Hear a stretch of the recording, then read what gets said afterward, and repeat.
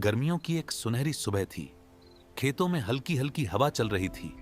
सूरज आसमान में चमक रहा था और हर जीव अपने अपने काम में व्यस्त था।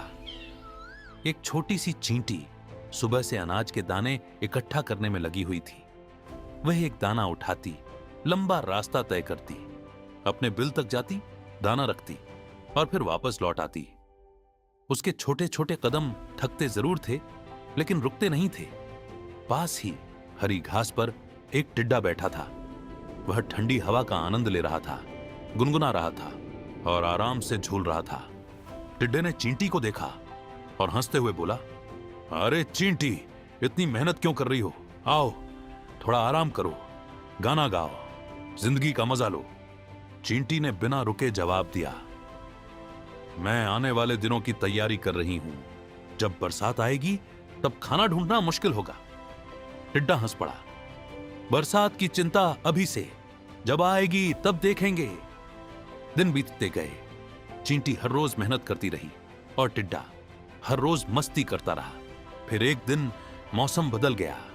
काले बादल छा गए, तेज बारिश शुरू हो गई। चारों तरफ पानी भर गया और जमीन पर पड़ा सारा अनाज बह गया। अब बाहर निकलना भी मुश्किल हो गया। टिड्डे की मस्ती अब गायब हो चुकी थी। वह भूखा था, ठंड से कांप रहा था। कई दिनों से उसे खाने को कुछ नहीं मिला था। उसे चींटी की बात याद आई।